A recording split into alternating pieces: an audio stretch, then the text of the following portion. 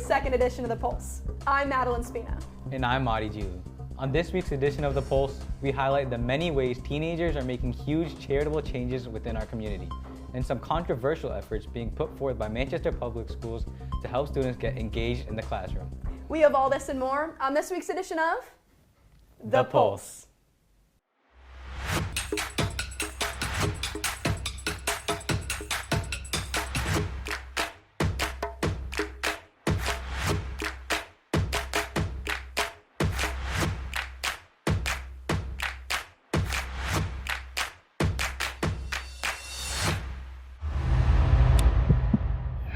Today marks a very special occasion in the town of Manchester. Annually, people from across the state gather at the Lutz Children's Museum to get the forecast from Connecticut's resident four-legged meteorologist, Chuckles the Groundhog. Our very own Erica Rozek was at the festivities this morning to see whether winter would cast a longer shadow or not. This is a big day for Manchester and its biggest celebrity, Chuckles the Groundhog, with Mayor Jay Moran there to diagnose the official prognostication on this special holiday. Okay, so Chuckles, are we going to have an early spring or 6 more weeks of winter?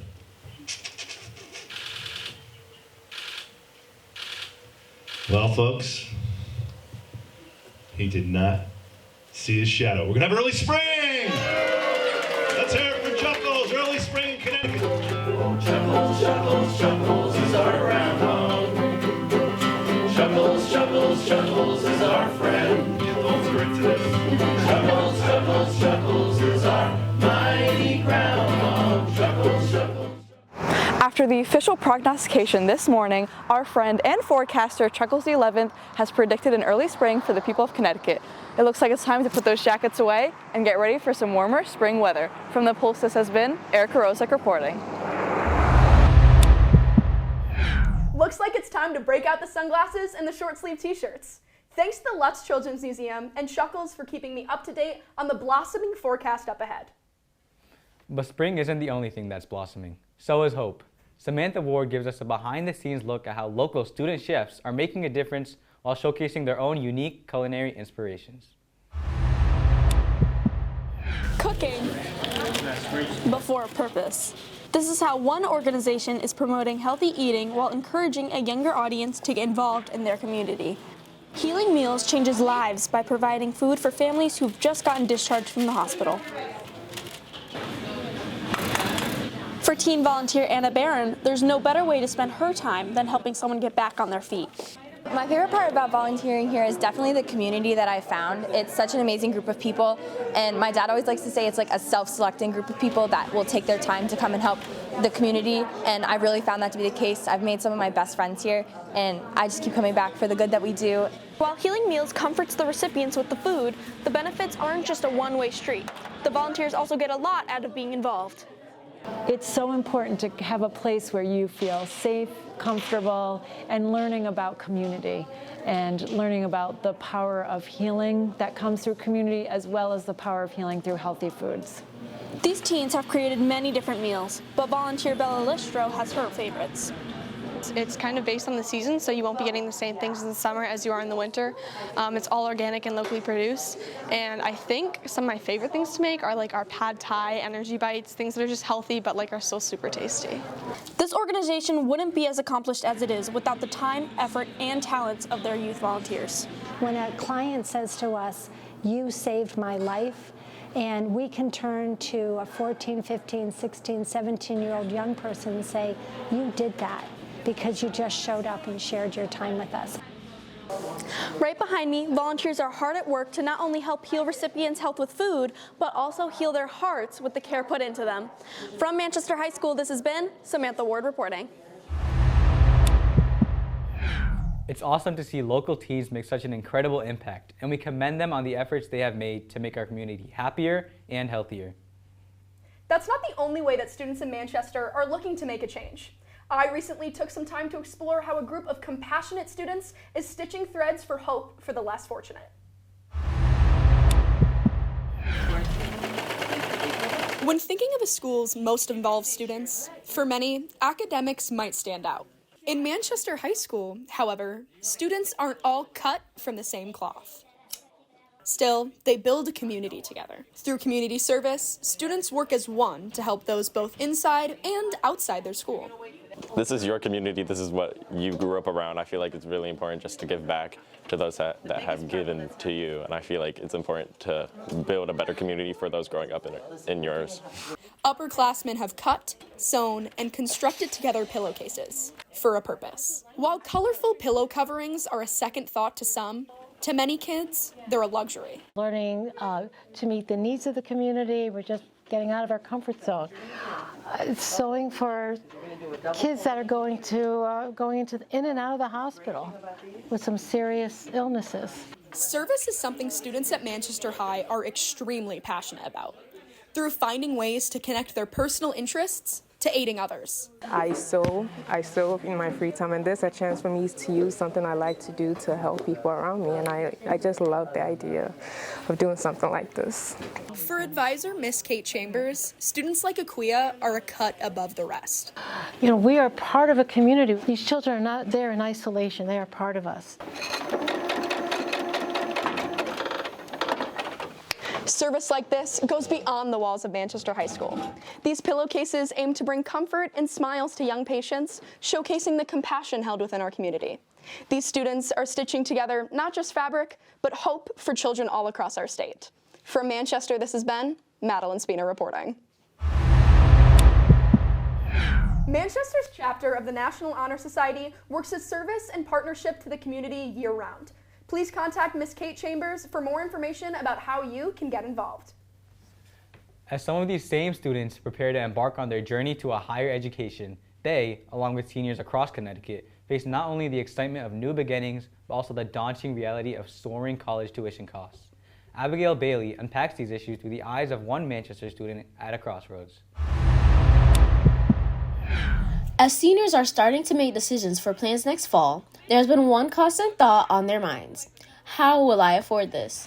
The rising cost of college tuition has left many students struggling to figure out where to go and how to pay for their education. Cara Panato, a senior at Manchester High School, deals with this problem firsthand along with many other students across the country.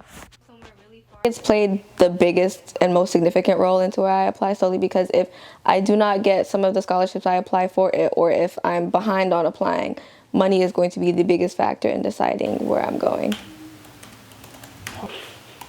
As fears increase along with tuition costs, it has left many parents such as Kara's mom to worry about the type of toll tuition and debt could leave on Kara's future. There is a financial regression that's also coming because I'm graduating. It's a moment that's supposed to be so celebratory, but I can't help but think about now this debt that I have to tend to, where before going in, that's not the case. According to ThinkImpact.com, 55% of students struggle to financially support their education. This results in 79% of them delaying their graduation. Increasing tuition can be positive for the universities. It has caused a dilemma for students and families who do not receive the financial support that they need. Right here at Connecticut State Community College Manchester is where many students who struggle financially tend to have to go. This problem of rising tuition not only affects students like Kara, but many others across the country. From Manchester, this has been Abigail Bailey reporting. From seniors preparing for college to new educational beginnings for our younger students, Liliana Hernandez takes a walk across the street to Illing Middle School to see a new initiative in action that hopes to better prepare kids for Manchester High School and beyond.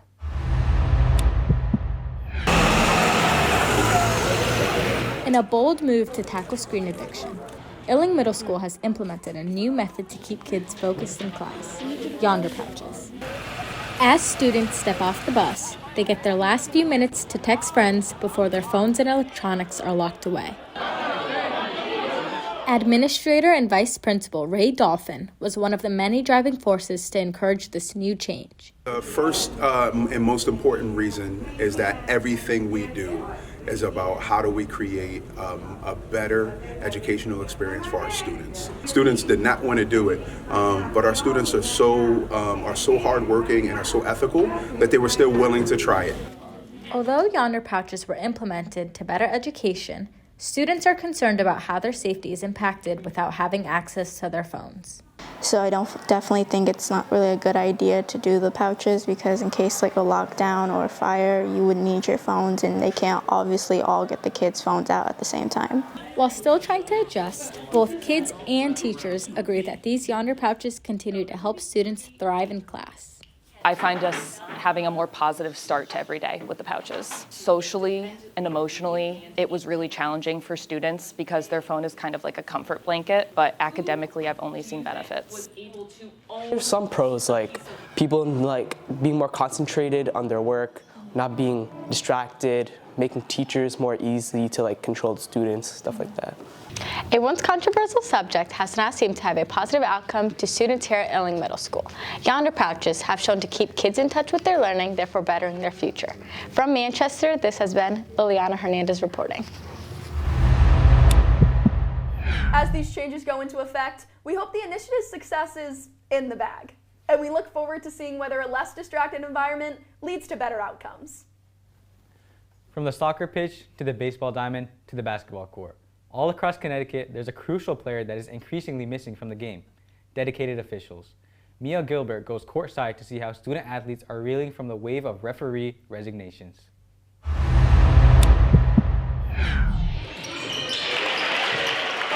There's a crisis brewing all across gyms, baseball diamonds, and soccer pitches throughout Connecticut and the rest of the country. You may have heard about over-the-top adults, parents, and coaches that are failing to model good sportsmanship and respect for game officials. Due to the verbal and sometimes physical abuse that they are increasingly receiving, referees and officials are quitting youth and high school events at unpredicted rates. For CIAC Director Dan Scavone, he has seen the impacts throughout this crisis. Over the course of the years, when there's a shortage of officials, it affects games in a couple different ways. First of all, there might be an inordinate amount of games on a given day, and if there's not enough officials to service those games, it requires schools and leagues to be creative into rescheduling some games on some other days to allow for the officials to be able to service all the games. While these unfortunate interactions find an audience on social media through YouTube, TikTok, and other platforms, it is increasingly difficult to recruit enough qualified officials to replace those that have turned in their whistles.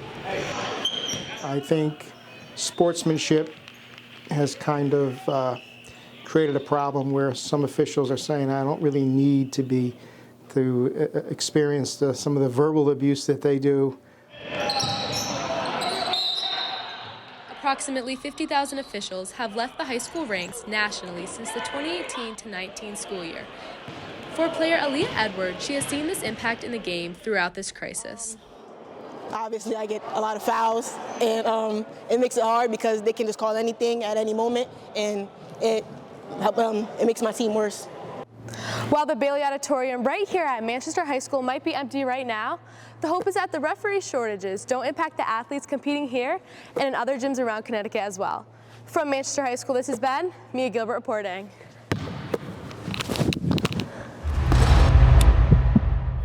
As the winter sports season picks up, and with spring around the corner, we hope that a lack of adult officials does not hurt student athletes and their seasons. We will continue to report on this emerging crisis in future editions. Well, Manchester, those are all the stories we have for you this week. Make sure to follow our Instagram, MHS_television, and check out our website, MHStelevision.com, for all the latest Pulse productions. I'm Madeline Spina. And I'm Madi Julu, and this has been The Pulse.